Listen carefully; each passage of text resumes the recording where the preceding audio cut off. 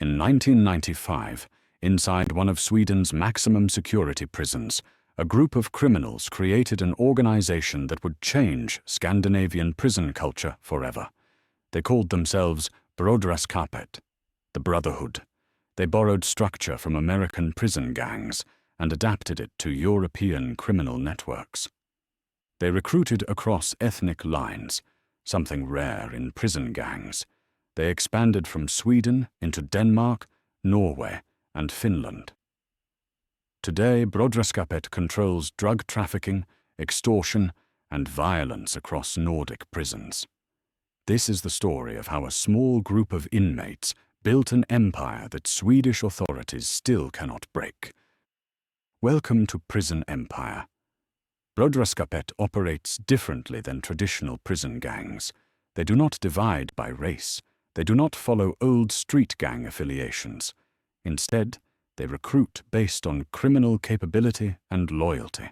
A member can be Swedish, Croatian, Serbian, Albanian, or any other nationality.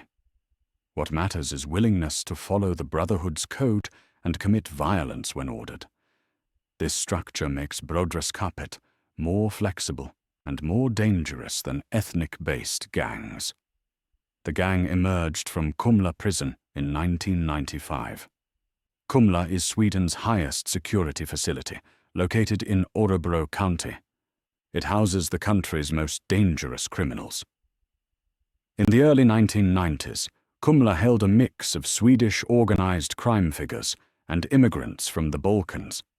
The Yugoslav wars had just ended. Many Croatian and Serbian criminals ended up in Swedish prisons.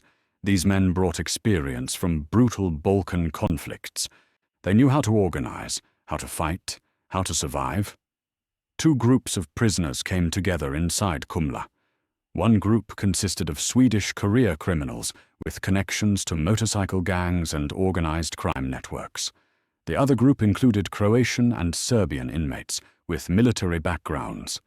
They recognized mutual benefit in cooperation.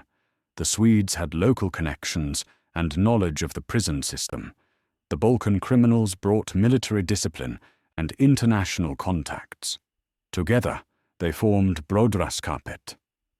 The founders modeled their organization on American prison gangs, particularly the Aryan Brotherhood and Mexican Mafia.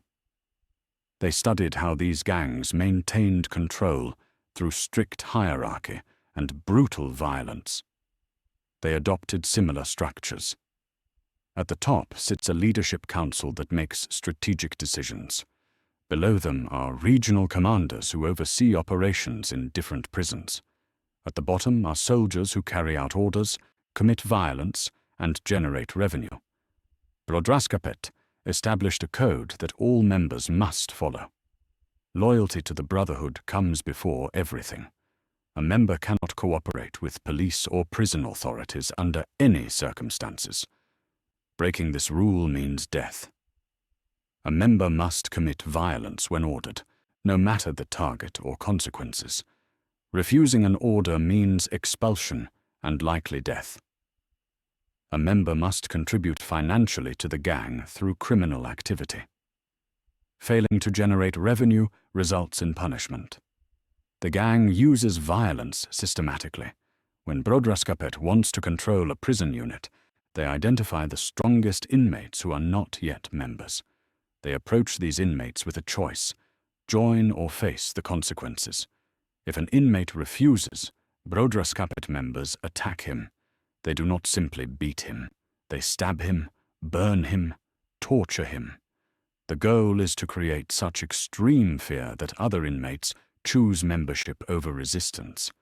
This strategy works.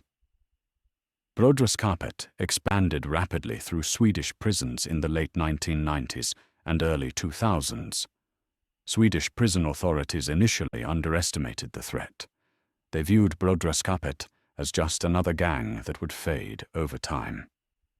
They were wrong. The Brotherhood grew stronger with each passing year. By 2000, Brödraskapet had cells in most major Swedish prisons. By 2005, they had expanded into Danish and Norwegian facilities. By 2010, they operated across Scandinavia. The gang's expansion strategy relied on member transfers.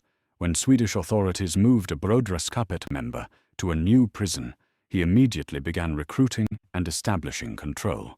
He identified potential members, approached them, and built a new cell.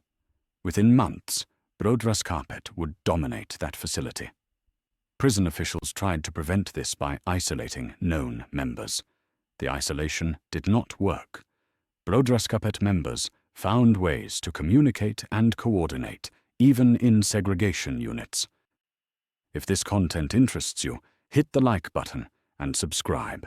We expose the prison gangs authorities try to ignore.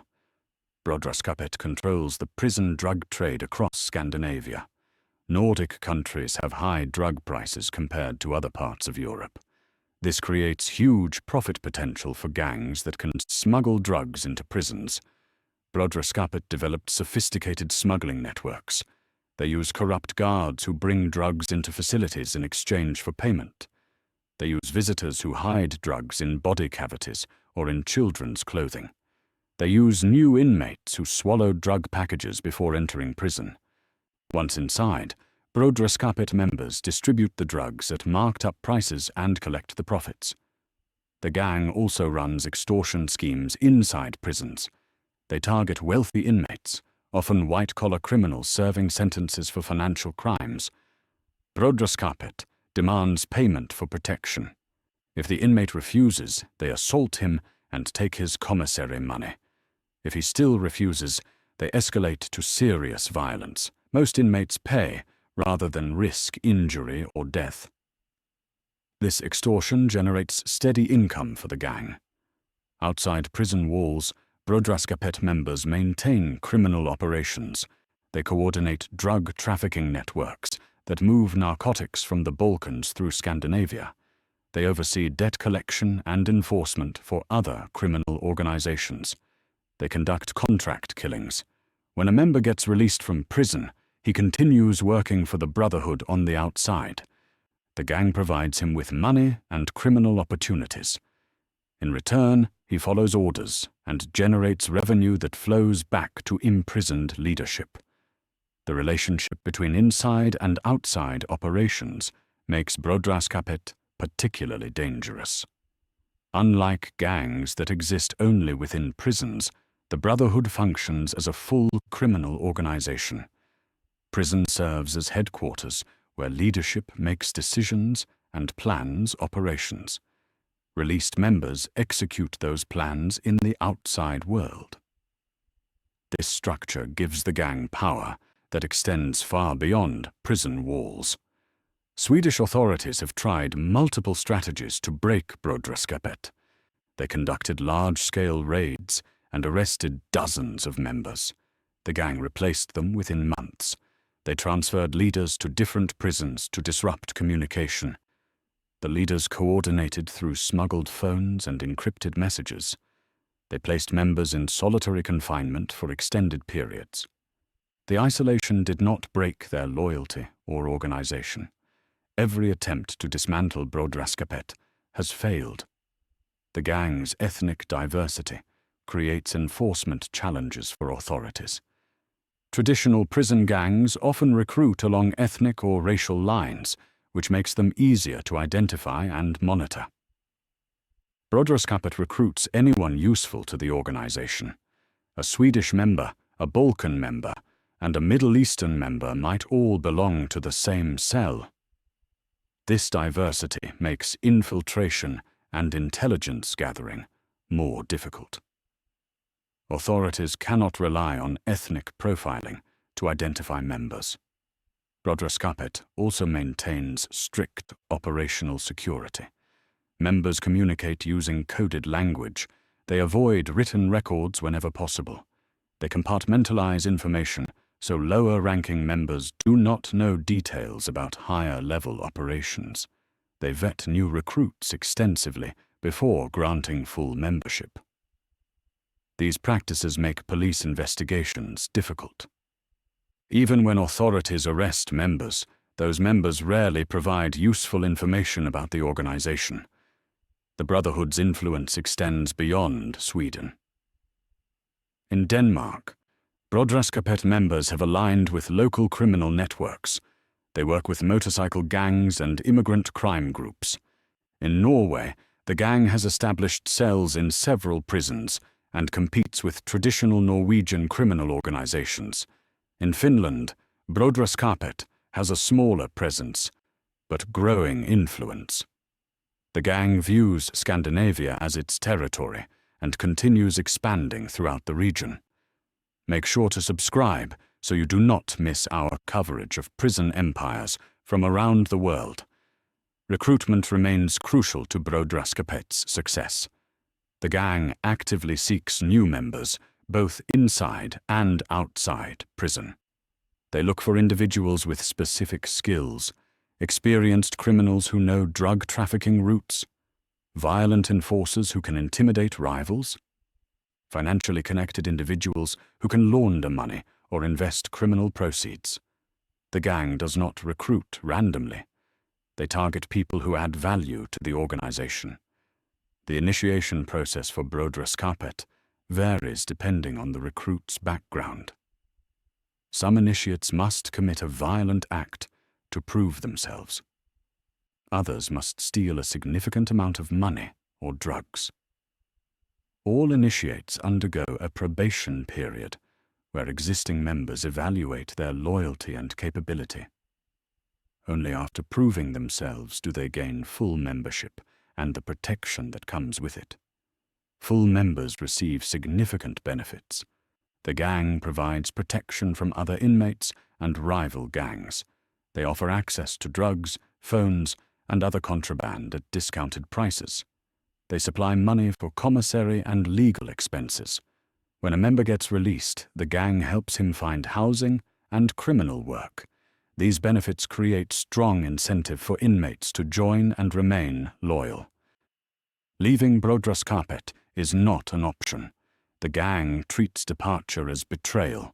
Former members who try to leave face violence or death. This policy ensures that members stay committed even when facing long prison sentences or other hardships. Once someone joins the Brotherhood, they belong to the organization for life. The Swedish government has labeled Brödraskapet a criminal organization under national security laws. This designation allows authorities to use enhanced surveillance and prosecution tools. Police can monitor suspected members more closely. Prosecutors can seek longer sentences for gang-related crimes. Courts can issue harsher penalties for violence connected to the organization. Despite these measures, Brödraskapet continues operating and expanding. The gang's resilience comes from its structure. Leadership sits insulated within maximum security prisons where they already serve long sentences. Additional charges or longer sentences do not deter them. They have nothing to lose and everything to gain from continued criminal activity. Lower-ranking members fear the consequences of disobedience more than they fear police. This creates an organization that law enforcement cannot easily dismantle through arrests alone. Brödraskapet also benefits from Scandinavia's relatively lenient prison conditions compared to other countries. Nordic prisons emphasize rehabilitation over punishment. Inmates often have access to education, work programs, and recreational activities. These conditions create opportunities for gang activity. Members use education time to plan operations. They use work programs to move contraband. They use recreational periods to recruit and coordinate. The prison environment, designed to reform criminals, actually enables gang operations. The Brotherhood's future looks secure. They control drug markets in multiple countries. They maintain disciplined hierarchy and operational security. They recruit effectively and expand into new territories. Swedish authorities lack the tools or strategy to eliminate the organization. Brödraskapet will likely continue dominating Scandinavian prison systems for years to come. This gang represents a new generation of European prison organizations. They learned from American gangs, but adapted those lessons to European criminal culture. They built something more sophisticated and more durable than traditional prison gangs. They created a true criminal enterprise that uses prison as a headquarters rather than simply existing within it. Brödraskapet shows how prisons can become incubators for organized crime. When authorities concentrate dangerous criminals in one place, those criminals organize. When prison conditions allow communication and movement, gangs coordinate and expand. When sentences are long enough to remove hope but not severe enough to break will, inmates commit fully to criminal organizations. The Brotherhood exploited all these factors to build an empire. Understanding Brödraskapet matters because similar gangs are emerging across Europe. As immigration increases and criminal networks become more international, prison gangs adopt the Brotherhood's multi-ethnic recruitment model. The old ethnic-based gang structure is giving way to organizations focused on profit and power, regardless of nationality. Brödraskapet pioneered this approach in Scandinavia. Other European gangs are following their example. The story of Brödraskapet is the story of how a small group of criminals inside one Swedish prison created an organization that now spans multiple countries and controls millions in illegal revenue. It is a story of violence, strategy, and institutional failure. Swedish authorities created the conditions for this gang to flourish and now cannot eliminate what they allowed to grow. Subscribe for more content on the prison gangs that control criminal empires from behind bars. We cover the organizations mainstream channels ignore and the stories authorities do not want told.